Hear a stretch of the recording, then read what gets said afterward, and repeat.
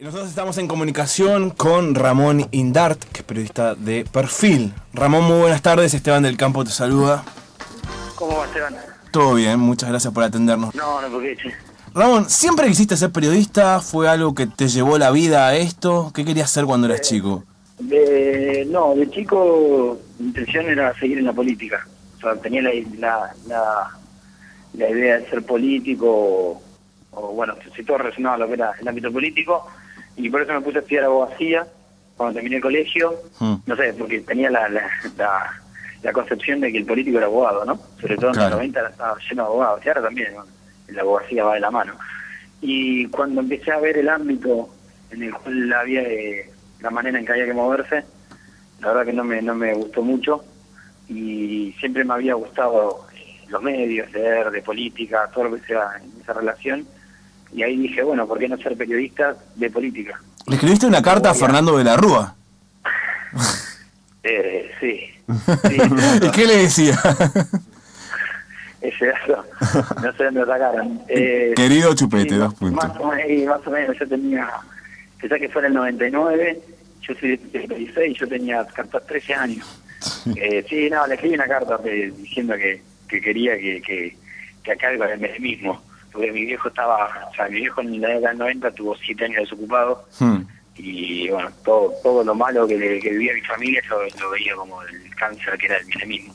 Entonces, bueno, cuando llegó de la Rúa para mí fue como, bueno, escribámosle. Y me contestó, eso fue muy loco. Bueno, después terminó lo que terminó, pero en ese momento estaba esperanzado, ¿no? Pero eras un pibe de 13 años con una carta del presidente. Claro, exactamente. Y bueno, en su momento fue esperanzador. Pero bueno, después la política un poco me desilusionó y el periodismo a mí me encantaba. Entonces ahí me decidí automáticamente. Y llegaste a la redacción del diario Resumen de Pilar. Claro, yo arranqué, apenas me cambié, empecé a pedir trabajo y como yo vivía en Tortuguitas, partida de Malvinas Argentinas, me presenté en el diario, me dieron trabajo y lo primero que hacía era de deportes, espectáculos, cultura, política, todo. Pero me mandé todas las macanas que te pueda mandar un chico que quiere ser periodista. Yo tenía 20 años recién ahí. ¿Cómo que? ¿Alguna cagada que te acuerdes de esa época? Y una cagada muy fuerte que te puede llegar a reír en una hora es que un día un club de allá, que se llama Atlético, perdió, se quedó afuera de un playoff, y en ese día faltó el editor. Entonces me dijeron, bueno, vos titulás. Y yo titulé en tapa que Atlético había perdido los playoffs, y para exagerarlo, no entiendo por qué, puse y se agrava la crisis institucional. Era un diario que lo leía todo Pilar. Al otro día la gente fue a pedirle la renuncia al presidente, pensando que había una crisis. Claro. Y no sabes lo que fue. El tipo vino a la redacción a querer matarme a piña, y por suerte, bueno, el jefe del diario le dijo, lo calmó un poco, sacamos una nota explicando que no había crisis en el club. Y sí, ahí me comí la puteada más grande que pude haber comido en mi vida. Pero me sirvió para, por lo menos, o sea, si esa cagada me la mandaban en Perfil, y al otro día estaba en la calle. No, yo creo. Te linchaban. Sí, supongo que no te dejan cometer esos errores acá. Y escribís un blog, empezaste a escribir un blog, dospapiros.blogspot.com. ¿Crees que hacer un blog es hacer periodismo? Porque, por ejemplo, recordamos siempre cuando hablamos de las nuevas tecnologías, aquella frase de Feynman que decía que cualquier boludo tiene un blog. Un blog. Sí, un blog. Yo en ese momento me acuerdo que me enojé muchísimo, porque yo tenía solo el blog ahí, y era mi única manera de mostrar mi laburo, o sea, de mostrarme ante periodistas, entre comillas, ante periodistas que estaban en medios tradicionales. Y yo lo tomaba como hacer periodismo, porque yo me acuerdo que, primero que obviamente lo hacía gratis, y yo buscaba información, buscaba fuentes, buscaba notas, conseguimos buenos materiales. En un momento conseguimos una foto de un chico apuñalado en el Personal Fest, y que no tenía ningún medio lo tenía, ningún medio lo había comentado.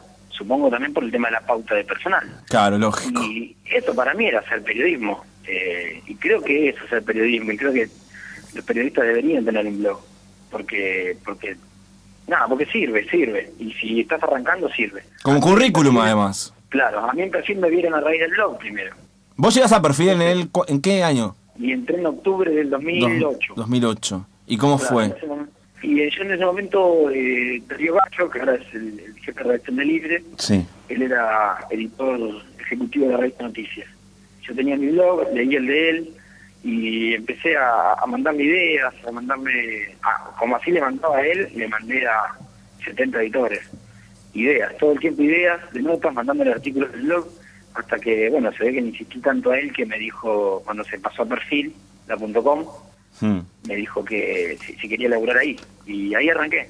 Estuve a prueba y bueno, yo igual por lo menos venía con la experiencia de llenar 5 o 6 hojas por día en el diario de Pilar, que si bien en un diario chico a mí me salía para aprender a redactar un cable por lo menos. Y fue justo la época en la que se empezó a tensar la relación del gobierno con el Grupo Clarín. ¿Vivirlo desde perfil, un medio que era ajeno tanto a uno u otro frente de batalla, fue un alivio para vos?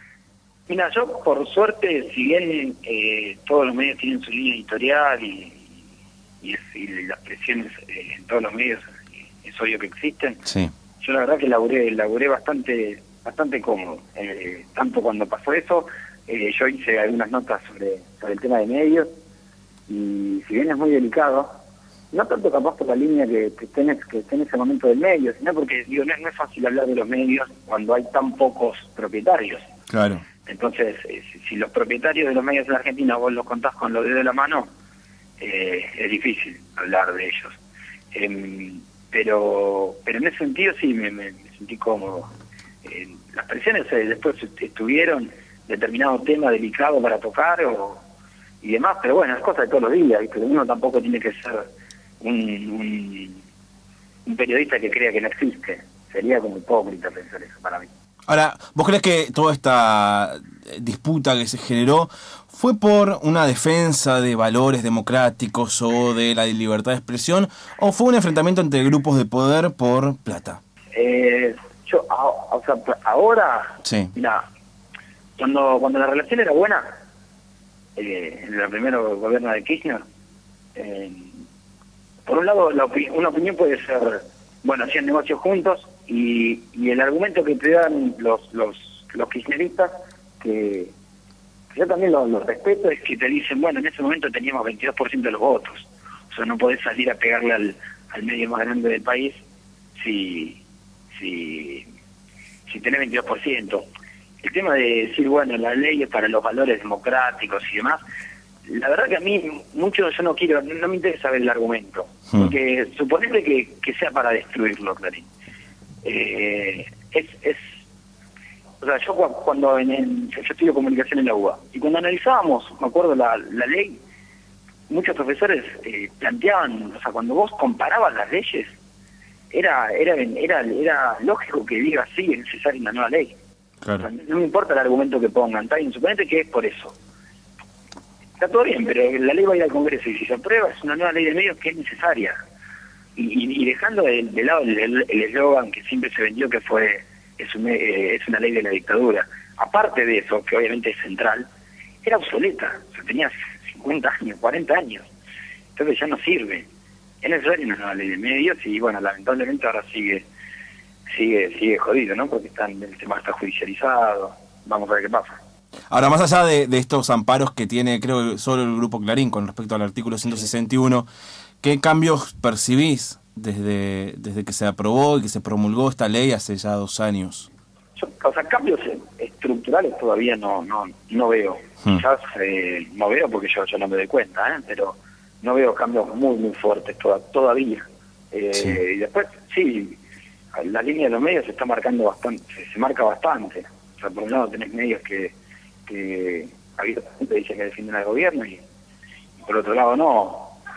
Es necesaria la discusión, pero yo creo que a veces terminamos peleándonos entre trabajadores. O sea, hay veces que periodistas que laburan y que son periodistas rasos, como puedo ser yo, por ejemplo, siendo redactor, y hay discusiones que terminan, y vos escuchás que un periodista también de otro medio se termina defendiendo al dueño del medio, y vos decís, pero es una discusión sin sentido, porque nos hacen pelear entre periodistas, y yo creo que hay que sacarse las caretas, pero hay veces que se va al extremo. Es como que se ha caído en un cierto reduccionismo, porque por un lado, si vos no podés decir algo bien del gobierno sin que te digan que sos un corrupto, y por otro lado no podés criticarlo sin que te digan que sos golpista. Claro, sí, y es que sí, bueno, es lo que yo creo que el gobierno de esto le salió bien, porque terminó en una pelea así entre medios y entre periodistas, que viste, apenas criticás sos un tipo que avala la dictadura un poco más. No hay grises. Y después, claro, y después si defendías una medida te dicen que al final sos un kirchnerista, un periodista, un bloguero K, como sería el término. Sí. Y yo creo que no es ni uno ni lo otro. Yo tengo, o sea, obviamente que cada periodista tiene millones de amigos en otros medios, que son de distintas líneas editoriales. Claro. Y la pelea para mí va sin sentido. Y yo creo que termina siendo una pelea de los grandes popes así del periodismo, que no pueden ver que alguien los critique así, entonces se pelean entre ellos, y nosotros que la hagamos pasar, porque no somos periodistas que estamos todos los días en las redacciones.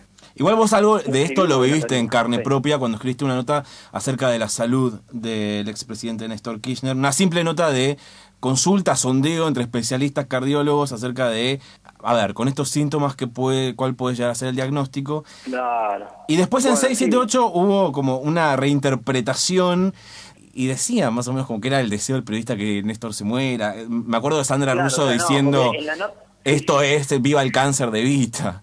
Claro, más sí, se tomó de esa manera, porque a mí los médicos lo que me decían era un médico de mucha confianza que yo tenía, que yo sabía que no me iba a dar un discurso políticamente correcto, me dijo hay riesgo de que se muera. Y cuando yo lo publiqué, que fue fuerte al publicarlo, sí, planteaban como primero que era como que el perfil estaba feliz por eso. Y segundo decían que era una operación de Fontevecchia. Sí. El contexto de la nota yo la escribí un domingo cuando estábamos yo y mi editor, o sea, nadie más. Y la idea vino mía. Entonces, bueno, se usó así, como que bueno, están felices, y después de golpe se murió y yo, la verdad que a mí me decía, en ese momento me di una bronca porque había laburo ahí, o sea, no estoy deseando de la muerte a nadie, ¿no? ¿Cómo no? Y así el resultado fue que un mes después el tipo se murió. Ahora, ¿qué pasa cuando uno ve un programa en el que están...? Porque yo me acuerdo, por ejemplo, de Barragán diciendo, bueno, pusieron, no sé si era morbimortalidad o una cosa así, estas son palabras de Fontevecchia. Y era algo que vos habías escrito vos. Sí, y es que, o sea, se hablan de un ámbito donde tiene muchísima... o sea, es lógico que lo hagan. O sea, el programa ya se plantea así. Entonces, al principio sí, a mí me daba bronca, viste, como decir, bueno, están tergiversando, y después lo terminás riendo. Entonces, si de golpe agarran algo que les conviene, lo saltan. Entonces, viste, entre los colegas de periodistas nos reímos y decimos, mirá, ahora sos kirchnerista. Y de golpe agarran algo que no les conviene y lo masacran, y bueno, y pasás a ser cómplice de Macera. Claro. Pero ya después lo terminás pasando por alto, porque si no que te vas a hacer mala sangre todos los días. Igual creo que deben existir momentos en los que se revaloriza la profesión y en los que vos decís, bueno, sí, vale la pena, está bueno ser periodista. El caso que lo doy hoy, yo ahora estoy en la redacción con el tema del chico santiagueño que mataron. Ferreira. Cristian Ferreira. Sí. Y bueno, yo la nota la leí en Twitter ayer a la mañana y llegué a la redacción y lo primero que le dije a mi editor fue, yo me pongo con esto. Y en ningún momento me discutió nada, me dijo, está bien. Y sacamos una nota ayer, comentándolo, todo lo que pasó. Hoy pude hablar con los amigos, los vecinos de él, pudimos contar muchísimo más. Y ahora estoy grabando una entrevista que hizo una agencia de Santiago del Estero, no me acuerdo el nombre, pero bueno, igual va a estar citado en la nota, donde la mujer del chico cuenta todo lo que pasó. Entonces, ahí es cuando yo digo, vale la pena ser periodista. O cuando, por ejemplo, yo me acuerdo una nota que hiciste sobre el intendente de Tartagal. En Salta. Y que finalmente, a partir de la repercusión que tuvo esto, el Consejo Deliberante le inició un juicio político. En esos momentos cuando vos decís, che, loco, una nota que escribí yo está generando esto, ¿qué es lo que sentís? Y yo cuando me acuerdo que el día que lo destituyeron, estaba justo TN prendido y apareció la placa que dice destituyeron al intendente de Tartagal.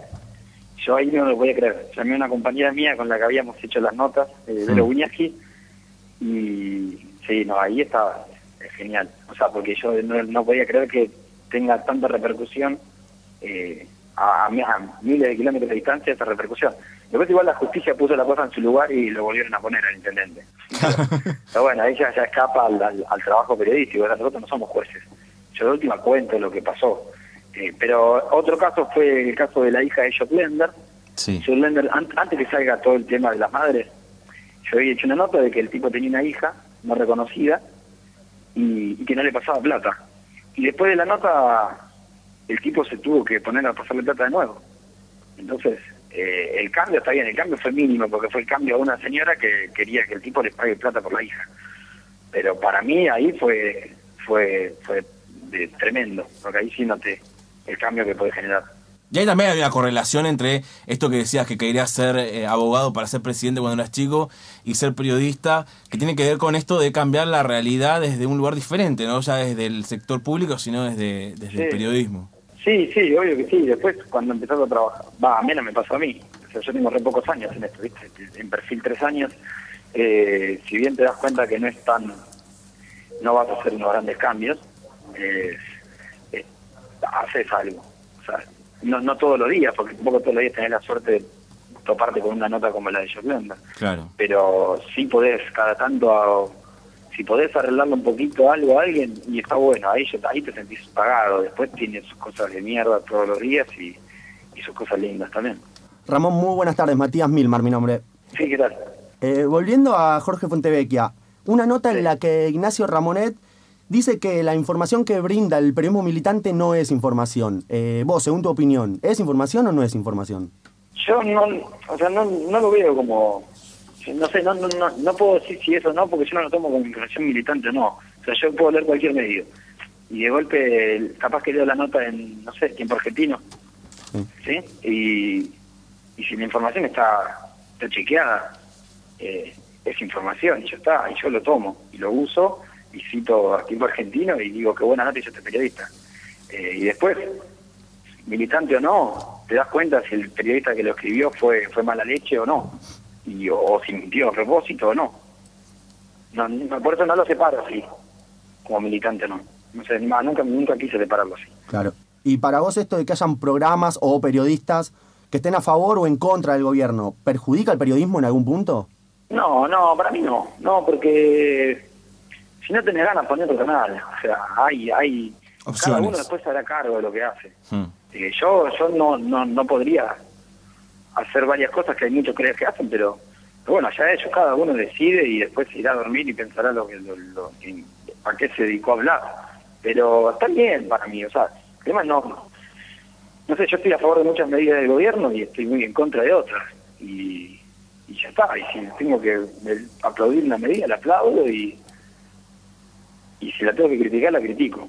Pero tampoco vamos a sentir con eso la independencia todo el tiempo, porque tampoco la objetividad es, no sé, yo ahora este caso de Santiago del Estero, la objetividad te la olvidás. ¿Cómo vas a ser objetivo? Sos claramente subjetivo. Vos tenés unos valores, unas ideas y si querés vas a seguir hasta el fondo con el tema, y si no, no. Es que en realidad no se trata de ser objetivo, sino de ser honesto. Sí, claro, en realidad sí, eso sí. Y obviamente sí, cuando en el tema de la objetividad es, suponete, y llamar a las dos partes. O sea, ahí hay un mínimo rigor, que no va si sos militante o no. Es si sos honesto con vos mismo, o sea, si vas a pegarle a alguien y tener la consideración de llamarlo. Por lo menos para ver si quiere darle hablar. la voz, la oportunidad de que diga lo que... Dale la oportunidad. Ramón, ¿qué queda de aquel pibe de 13, 14 años que en una conferencia en el Sheraton de Pilar se levantó para hacer una pregunta al Enzo Francescoli en el tipo que sos hoy? ¿Y eso de dónde lo sacaron? No sé cuándo escribí esa. Sí, pasa que como Enzo ese era como mi ídolo. Sí. Sí, hice una conferencia en el Sheraton y yo fui también a Repibe. Y sí, me acuerdo que me paré y le pregunté algo que el tipo me miró y me dice, ¿de dónde sacaste eso? Y la intriga para mí, o sea, eso no se pierde. Yo que sé, preguntar está bueno. Y sobre todo porque, o sea, somos todos bastante, o sea, yo estoy chusma, ¿no? En el mal sentido de la palabra eso. Entonces, averiguar cosas, eso sigue siendo igual, y ojalá que cuando tenga 60 años, y si puedo seguir logrando esto, no sé, mantenga la misma gana. Es como que el periodista se quedó en la etapa del por qué. ¿Viste? Cuando los pibes le preguntan, ¿y por qué? ¿Y por qué? Claro. Hay una curiosidad. Bueno, sí, y está bueno mantenerlo eso. El saber por qué. ¿Por qué lo hizo? ¿Por qué la mató? ¿Por qué por qué fue a esta marcha, por qué tomó esta decisión, todo, por qué. Y eso está bueno. Bueno, Ramón, nos quedamos sin tiempo, si no te pediríamos que nos recites el poema que le dedicaste a Francesco. No, olvídate, ese poema es un papelón. Yo tenía 12 años, 11 años creo. Pero eras tan fanático que le escribías. ¿A Lenzo? Sí. No, nunca se lo mandé, lo escribí por mi cuenta. Sí, para mí era lo más. Era un ser brillante para mí. Y lo sigue siendo. Es un genio de la vida. Ramón, muchas gracias por esta comunicación y bueno, ojalá podamos hablar pronto. Dale, un abrazo grande. Abrazo grande. Era Ramón Indart, periodista de Perfil.